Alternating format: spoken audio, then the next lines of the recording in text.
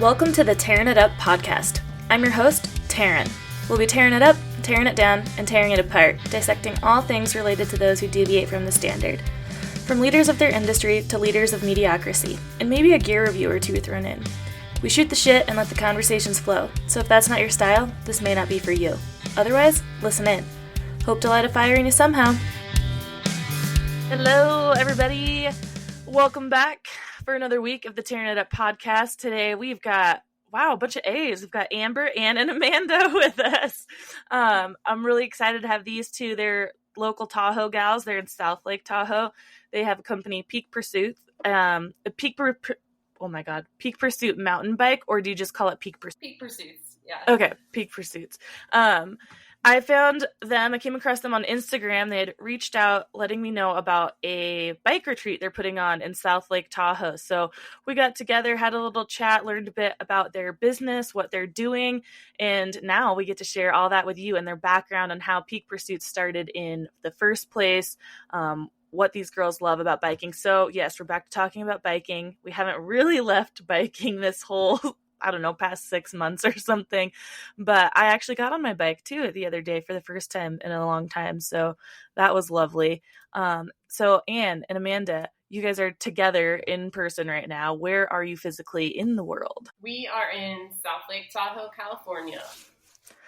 Awesome. Just my neighbors, pretty much. I mean, it's still an hour away. People don't realize that if they're not from the Tahoe area, that it's not all like, oh, you're in Tahoe. Great. You know this person. You're all like 10 minutes away. Like, not really. Especially like Truckee even a little bit more removed, 20 minutes or so from the lake on the north side, but just down the hill and in the grand scheme, definitely neighbors.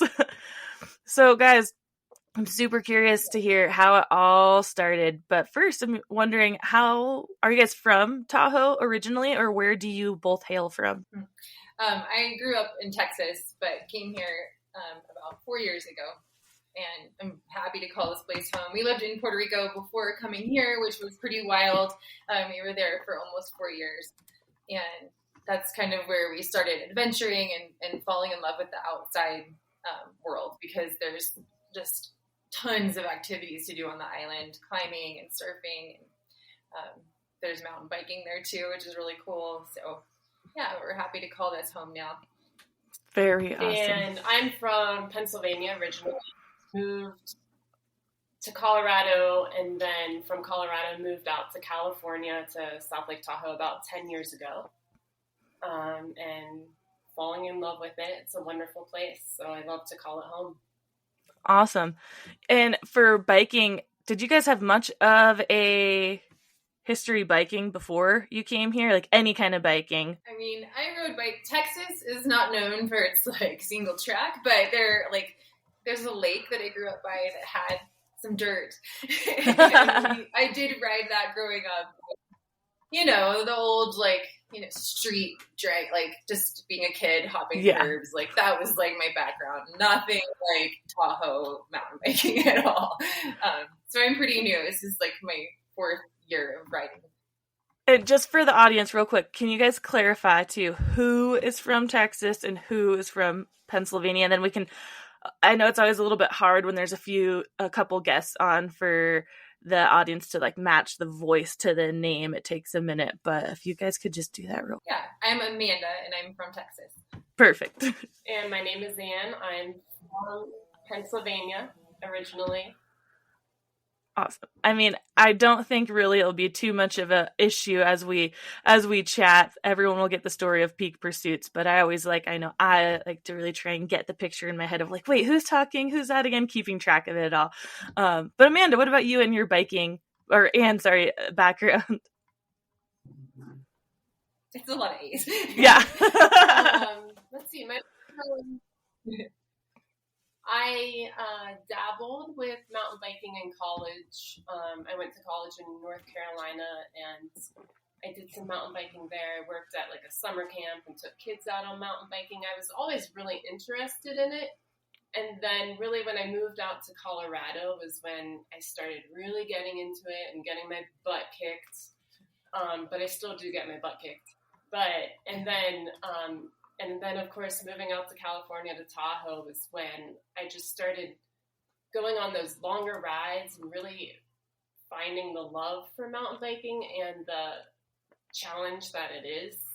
So I'd say really within the past 10 years is when I just really started to enjoy and love mountain biking. I love that. Yeah, for Amber and I, it was also a little bit of a later love for sure, and like just like finding mountain biking. And we've talked about before, it's just our generation, it wasn't super prevalent mountain biking. So we came into it a little bit later, considering now you're out there and see these 8-year-olds with like $8,000 bikes. Like, what? That's really nice. I'll take that. Yeah, totally. I didn't even have a car more expensive than that until I was well into my 20s.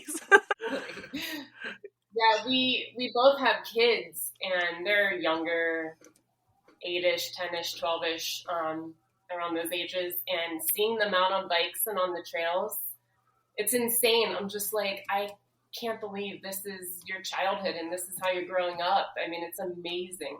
It's so cool to see. And to be able to give them that opportunity and expose them at a younger age and let them figure it out for themselves. And yeah, I have an 8-year-old boy, so I hear you on that. And I was actually just looking at a new mountain bike for him because they grow so fast. You have to every 2 years, it's like a new mountain bike.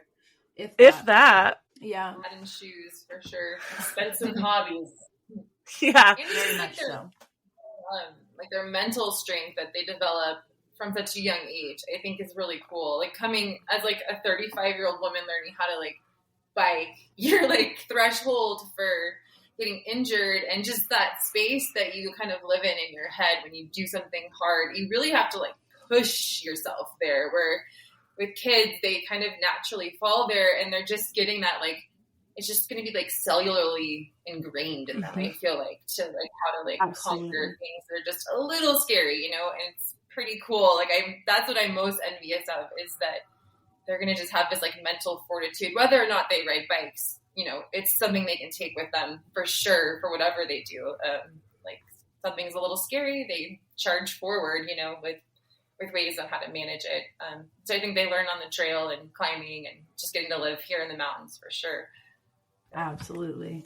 Well put. And then I should add that Amanda and I are sitting here looking out the front window, and I just saw her son go flying off a jump down the hill. I'm like, okay. Oh my Awesome. That's awesome. So do you each have 2 kids? And I have 2. I got a boy, Amanda. I have a boy and a girl. My son is 12 and my daughter's 8. Yeah. Fun ages. Fun ages. I guess. I'm guessing. No, for sure. Awesome. Well, how did definitely through the thickness of like toddlerhood. Yeah. How did you 2 meet in the first place? How did this friendship of yours grow to come to this place where now you have this business together? We met riding bikes. Like that's where our friendship started. And Anne is like the best person to know because she says yes to like all the ideas and like with like full commitment. So I wanted to ride Rose to Toads, and I think I had just met her. Like we'd ridden one ride together. That it like ended up being like double the length that we wanted it to be, and we were riding back the bike ride, and I was like, I really want to do Rose to Toads, and she's like, I'll do it with you, and she really did it with me. I love it. I think that had been the theme of our friendship is like she just shows up for you in hard places and fun places and like crazy ideas. She's just like a person that will like show up for you and like be there. So, aw, I love that's Amber for me.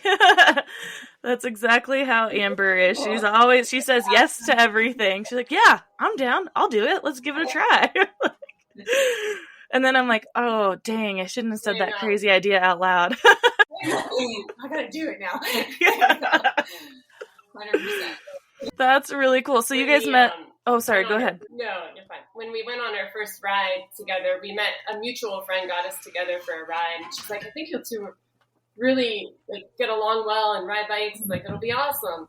And we went on the first ride, and it was a great ride. And then it was so funny. It's like we stopped at the coffee shop and had like the best chocolate chip cookies ever after the ride. And then I get home and I was talking to my husband. I'm like, Amanda is so awesome. It's like, she's so cool. I just want to go ride bikes with her again. I'm like, when do you think it's okay to like text her and see if she'll want to like hang out again? It's like so weird to meet people in your 30s and late 30s and you're like, I don't know, does she like me? Is it going to be okay? Can we hang out? So it's really awesome. And then our friendship just like continued to blossom and grow on bikes, and it's been really cool. You really get to know someone like when you're climbing for hours, retreating to roasted toads. It's like all the feelings they just come out. Absolutely. I love that. It's like what you mentioned about just meeting friends in your 30s, right? It's like dating. Where you're like, is it too soon? Do they even want a friend? Was this just convenient? Like, are they going to want to hang out, or do they only want to go on bike rides and certain rides? It's just like, how did we get to this place of being so kind of self-conscious and insecure about like friendships? But I think it's because I know me personally, it is hard to meet new friends because you are so ingrained in your life already and whatnot. And maybe you don't have a lot of time. So it's like, oh, I met this new person. I really want to ride with them, but I don't want to become the flaky person who's like, yeah, I want to ride. Like, text me anytime. But then I end up saying no every time because my schedule or the ride or whatever. So then I just feel bad. I'm like, no, I really do like you and want to hang out and ride bikes with you. It's just really hard to start intermingling like these crazy schedules we all have in comfortability we have in our 30s. How long ago was it that you guys, so you've been there for 4 years? Is that what you said here in Tahoe, Amanda? Yes. Okay. Anne's been here. So it's been about 4 years that you guys have been hanging and biking. Was it pretty quick that you guys met when you got here? No, we just met a little over a year ago, which is kind of crazy. Yeah. So really since then, I feel like, gosh, we've been through a lot together in 1 year. And the fact that we're starting a business together is pretty crazy, but very awesome. She's the perfect person to be doing this with. I love it so much. Sounds very cosmic. I love it. Yeah, absolutely. So I know that, what'd you say? I said kismet. Oh, Things the kids say these days about like the universe completely bringing you your twin flame and all that stuff. I love it. Okay, so I'd really love to hear about how you guys started Peak Pursuits, knowing now that you guys have only met and been close friends for a little over a year. How did the idea of Peak Pursuits come up to you guys? And what was the like main kind of reason of like, yeah, I want to hear, was this one moment you guys are sitting and talking and like, we need to do something, or how did it all evolve? It was kind of one moment, and it was probably like 3 weeks. I'm not very far out from having an awake craniotomy for a brain tumor. And this is like the example of Anne saying yes to crazy ideas. I like hanging out. She's coming over to visit me. I couldn't really do a lot, but just chatting at my kitchen table. It was like, I really want to do something with this really horrible, hard thing that I just went through. I want to turn it into something good. And we both love riding bikes. What if we like had a weekend of like riding bikes with women and encourage them to do like really hard things? And literally at that time, I didn't even know if I was going to be able to ride bikes like ever again this summer. Like, I mean, things were not looking fabulous at that point that I came up with this idea, and Anne was, again, said, yes, like, let's do it. And literally just started from there, dreaming up what this weekend was going to look like, and how we wanted to encourage women and connect women together. I don't know. It's just a testament to like who Anne is, and then the kind of community that we want to build through Peak Pursuits is just people that say yes to like your really big, impossible dreams, or yes when you feel like something's really impossibly hard and you're not sure you can do it. That's the kind of people we want to, I don't know, build and support and help people climb like their hills, you know. So yeah, it literally started at a kitchen table when I had like a crazy scar and healing and was just kind of not sure what was going to happen. And Anne was, she just showed up for me. And I think that's why our friendship, we've only known each other for a year, but it just feels like we've known each other a lot longer because of what we went through together, and how she really showed up for my family and her and her family did. It just really like scooped us up and kept us like safe during this like really hard time. Wow. Can you, an awake craniotomy, can you explain what that is and what, like how this happened to you? Yeah. So I hit my head skiing, like rewind 2 years ago. I was just out with some friends skiing. The kids were in school. Nothing cool, like typical last run, just fell bad. Like I wasn't even that hurt. They just wanted to check me out to make sure that everything was okay because I bonked my head good. And upon that scan, something funky showed up on my image that they didn't know what it was. And so then fast forward, I ended up at UCSF. They found out it was a brain tumor. It wasn't like bleeding from a traumatic brain injury. It was just something that's been growing in my brain. And I've been hanging out at UCSF. I'm very thankful for them. They're just a few hours drive in San Francisco. And they have incredible doctors and an entire center that focuses on brain tumor treatments. They're phenomenal, like just geniuses. And so thankful that there's people spending time researching this disease. It's really, really cool. So I had to have an awake craniotomy because the tumor sits on my primary movement and speech center of my brain. And to protect the function of that, they keep you awake and operate on you, ask you questions, have you do like tests while you're in surgery, like motor tests, like you squeeze stuff and you have to like make sentences with pictures that they give you. And you're laying all the while, on an operating table with your head is secured to like a metal frame to hold you still. And you're in a sterile drape and the surgeon is marking these locations on your brain that fire up when you speak and when you move. And then by doing that, he can protect those and not cut on that area. And then just take out the tumor tissue that is like, it's probably functional, but it's not like essential to your language or movement. Like it's wild they can do it. And it's wild that it happened to me. Like, I think I'm still like disassociated from it for sure. But yeah, so that's what it is. And it went really well. I didn't lose any of my functions. I'm riding bikes. So, wow. It's really good. They did a really good job. That's crazy and amazing and just wild, absolutely wild to think about having to be awake for that and let alone like try to make sense of that. Before you went into this surgery, I mean, was there a lot of prep for it? Like, were they going to try and, I just can't imagine they're like, okay, yeah, we're going to go and you got to stay awake and do this and that. And you have to do that while I don't know, not noticing the other things that are going on, like focusing on, okay, I have to answer this question where I'd be like, yeah, actually, how's it going up there? They did prep me really well. I mean, there's no way you can be prepared for what that's actually like. Like It's pretty much like a nightmare, but they do a really good job of like, they showed pictures before so that I knew what it was going to look like when I woke up. Cause they put you to sleep while they cut in and then they wake you back up when your brain's open and you're like hanging out, talking to the people. And it's bizarre, but they do show you pictures of the whole process so that you kind of like, what it's going to look like. And they talk about what sounds you're going to hear.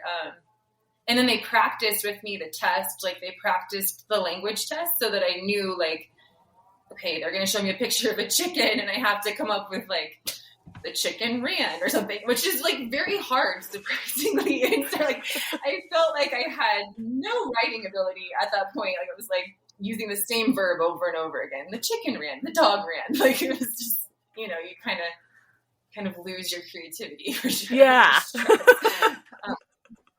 There's a lot going on at that moment. Really That is Thank you absolutely for sharing wild. that story. Absolutely. And it's so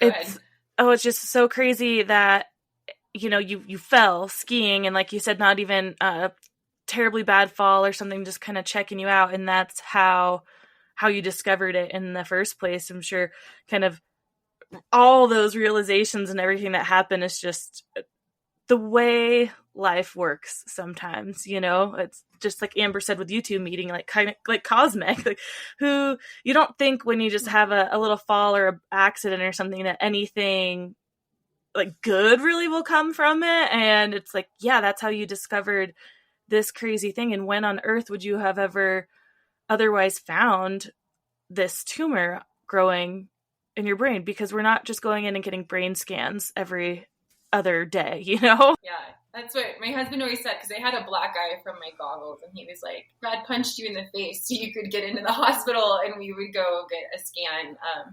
Because otherwise, like, yeah, we wouldn't have known about it. And now I'm being monitored, and I have like the best minds, I think, in like our country, like watching my brain, which is really great because it just maximizes my time with my kids and my family and my friends and being out, on bikes and in the mountains that we all love so much. What was the recovery and like? Taking life by the reins and starting a business.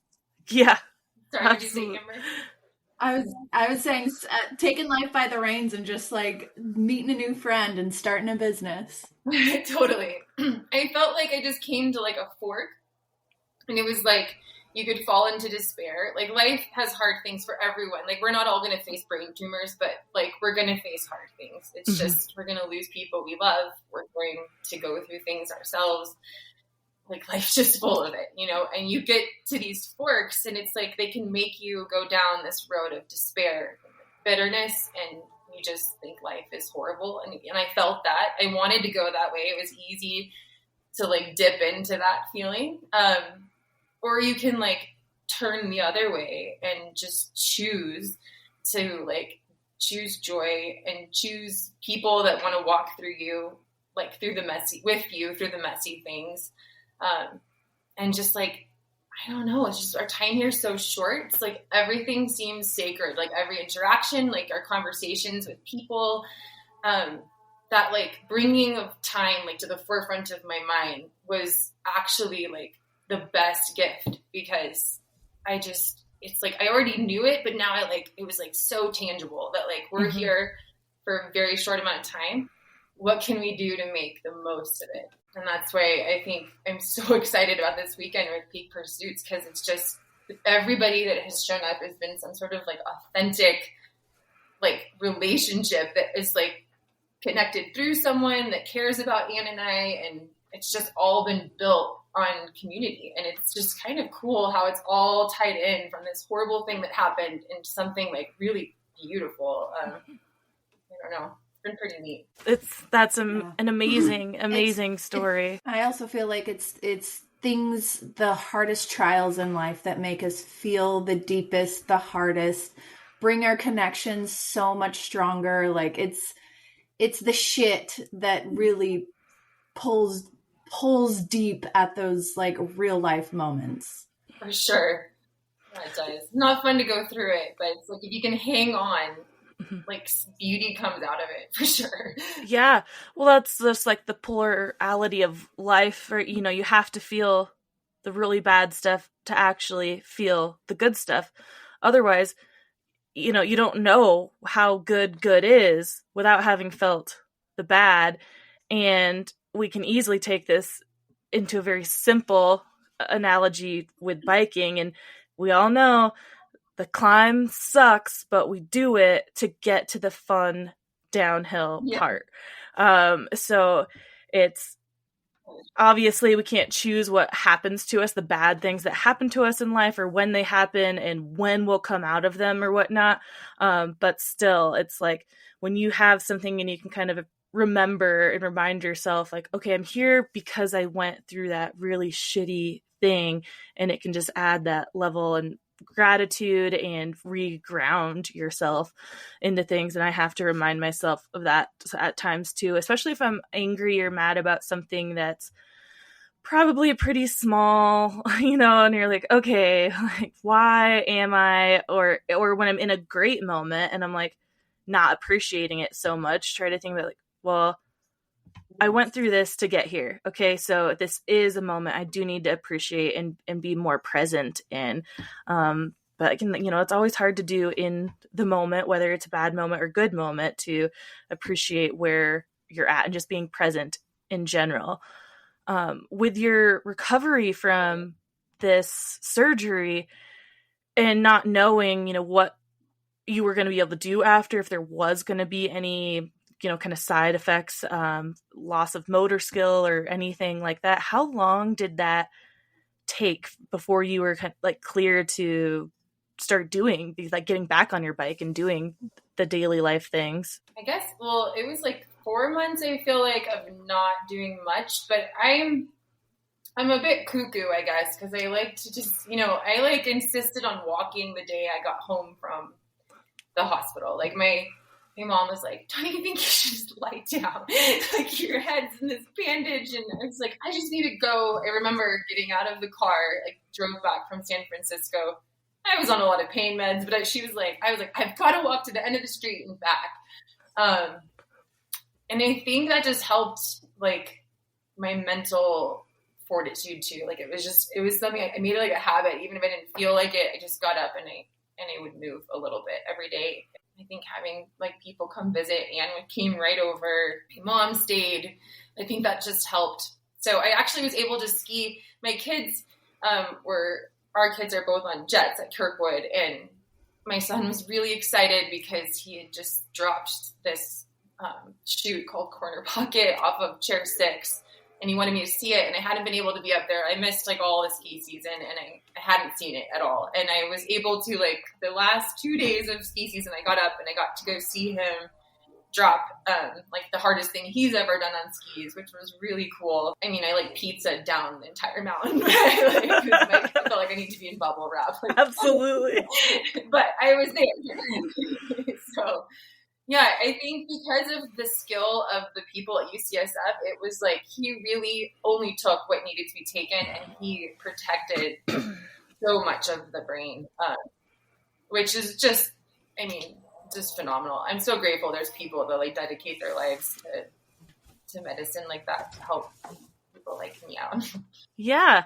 Absolutely. It feels harder to come across these days with healthcare, at least in the general physician world, because of how they just kind of push you through like cattle as the people, as us coming into the doctors, and the way it all works. Doctors can only spend like 15 minutes with you, this, that, and the other. It's like, can we like have a conversation, relationship with our doctor?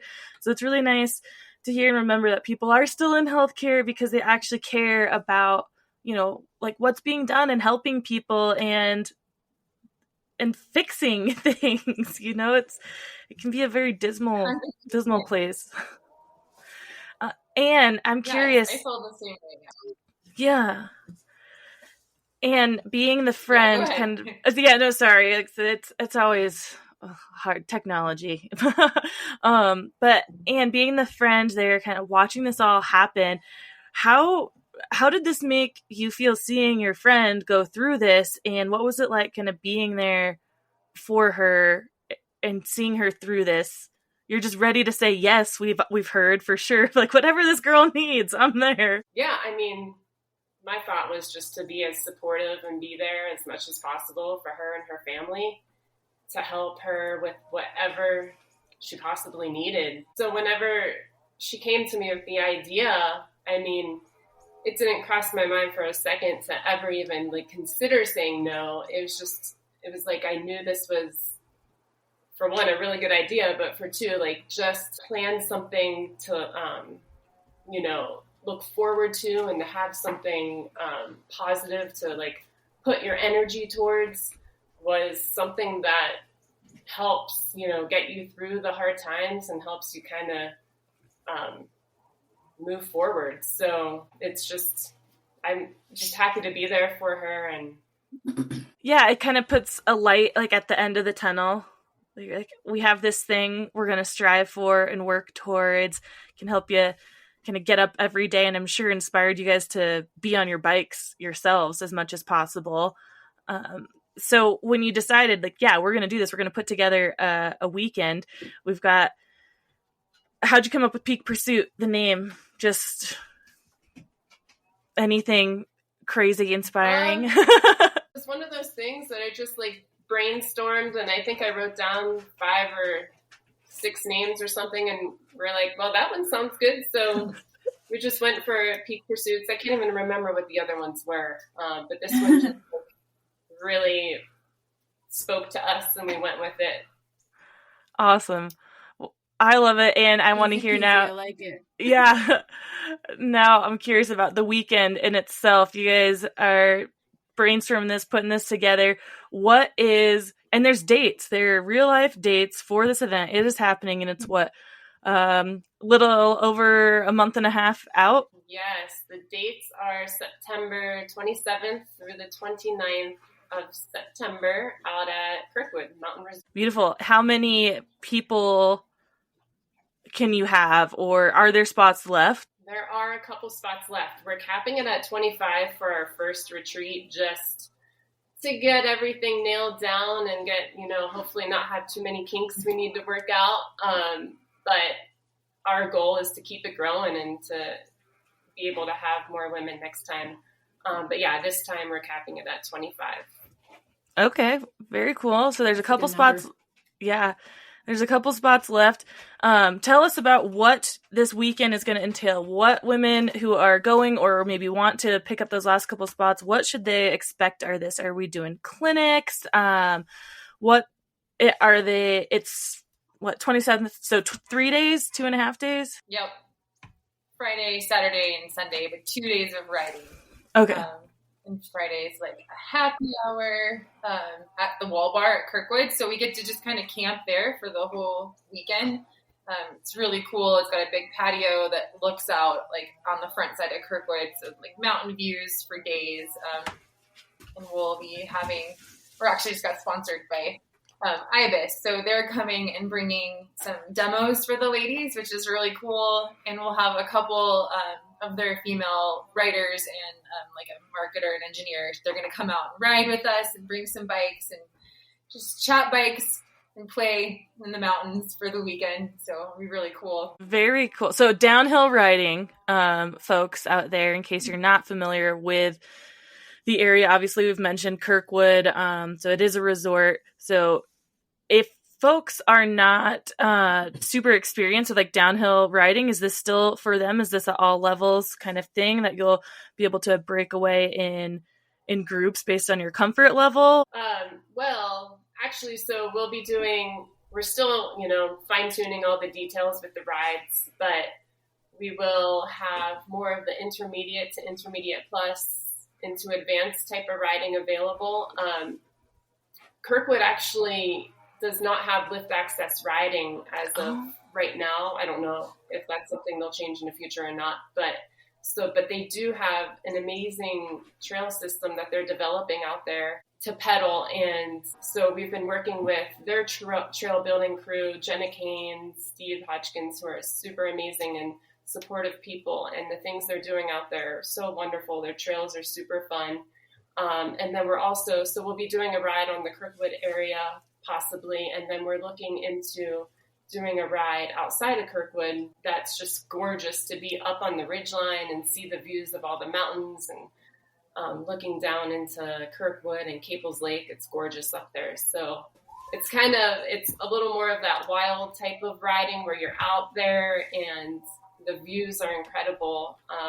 So it should be really exciting riding for sure. Heck yeah, I love it. I'm glad I asked because I clearly didn't. I'm thinking Kirkwood, and in the back of my mind, I was like, I guess I didn't realize that they had like a bike park. Like, because they don't. So very cool.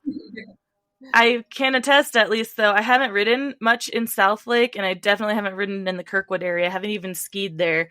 But I know the views around the area, and man, being up on any ridgeline in Tahoe is amazing, and just being able to be in Tahoe.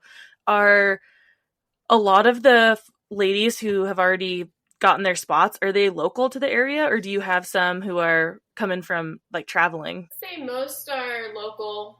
I would say there are a couple who are traveling in that were like maybe friends of friends or family, that sort of thing. But for the most part, local people, and most people will probably be staying out in the Kirkwood area, either at their accommodations or camping, or even having the option to drive from South Lake, which isn't too far of a drive, so it's pretty easy. Our goal was to kind of keep it local, just due to the fact that this is kind of the first of its kind in the Sierras, this type of mountain biking retreat. So our goal was to keep it accessible to local people who would like to join us and go from there. But Well, that makes a lot of sense for your first one as well, to kind of keep it a little more local, because that you can get just a little bit better feedback too. It might be some folks who are familiar with the trails or area to be able to give you that authentic feedback of, oh, maybe if you're going to, have beginners come next year or something, suggest this trail or that trail, or we do this or that. And just to get some really solid feedback to move forward with continuing this. And that brings me to my next question.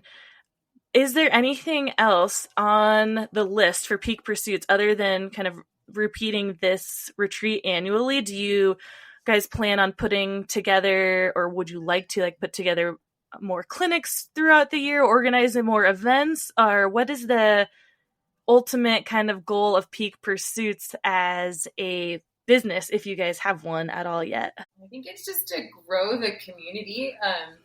25, we thought that's gonna be hard to hit, but we're like 3 people shy of being full, so it's like it wasn't hard to hit. I think it'll be easy to grow the community, but then to use it for good. So we're partnering with High Fives Foundation out of Truckee, actually. They get people back on bikes and skis after traumatic brain and spine injuries, which just felt really close to our story. And we want to make sure that this just isn't just another party on bikes, whichever, that's fun. We want that for sure. But also there's heart in Peak Pursuits, and we want to turn what we're doing for good. So part of every registration goes to High Fives Foundation. They use it to create experiences for their athletes, getting them out on skis at different resorts that have adaptive trails and bikes. And it's just, I think what they're doing is so important. And I hope that as we grow, we can support them more and expand. And we'd love to do a retreat somewhere else. Like we were talking about Bear Valley next year, have a couple, every year, just add on one a year and maybe double the size, hopefully. And we'll see where it goes, but not losing the heart of why we created it, and making sure that as it expands, that stays there. It's so fun to ride bikes, but it's more fun when you have a meaning and a purpose behind it, and I think that so far everyone that signed up has it. At a minimum, they're getting to help High Fives Foundation and getting somebody out there to get to experience that feeling again of freedom, when you're in the mountains. So that's very cool. Sounds very attainable too. Yeah. I hope so. Yeah. How do you guys feel, coming into this? It's always scary taking a leap into a new business and not knowing how it's going to be received. And so thinking okay, 25, are we even going to come close to that? And now being at the point of wow, this happened. It happened fast. And I know in our first call together, you guys mentioned everyone we've talked to is just so welcoming and saying yes. How does that make you feel? Does that just really just pound it into you that this is just meant to be because of the way it's been received? Yeah, absolutely. I remember one of the first conversations we had when Amanda and I started this was if there are any red flags we come across or something doesn't feel right, we'll just stop this and we'll call it good. But we've just continued to like move forward. And every time we talk to someone or we try to, working on our permit or different things that we need to get accomplished throughout the weekend, everyone is just so supportive and helping us and loves the idea. So just to be able to build that community has been really awesome. And with that being said, I'm kind of lost my train of thought. Happens to me all the time. Well, maybe that thought will come back to you. If it does, just interrupt me. Because I just had a thought too. I don't know if we mentioned this. Is this women's only? Yes, women's only. Also supporting like women being on bikes and definitely developing that community for sure. Although we have a couple cool males that we've like vetted for, like, we've got Troy for bikes. Like he's been super cool since I met Troy. That I started riding bikes. He's never treated like. And not just me, like any female writer or human that goes in there, he does not treat you like he treats you like you know what you're doing, which is really nice because I didn't know what I was doing for sure. And he's going to be there as giving a mechanic, like a bike clinic for the ladies, like just trail side maintenance, like if you get a flat, if your chain breaks, stuff that is just good to know when you're out riding. And then, I mean, Steve Hodgkins and like all of Kirkwood, there's like a lot of males there, but they've all been like the best for sure. So there's some good dudes around as part of the weekend. Definitely. Amazing. Well, it sounds super cool. I might actually be up in Washington during that weekend, but I know when you guys even first reached out, I have a wedding around that time. So I knew like, dang it, I don't know if I'll be around, but I would love to check it out. It sounds like it's going to be phenomenal, and I can't wait to see what you guys do with it and how you continue to grow Peak Pursuits.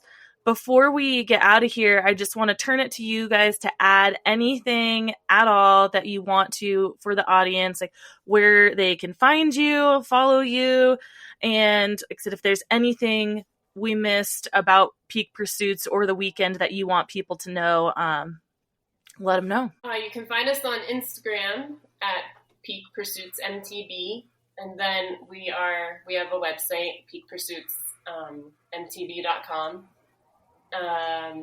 And September 27th through the 29th at Kirkwood, you can register online. We have a few spots available, and it's a jam-packed weekend starting Friday afternoon and going until Sunday afternoon.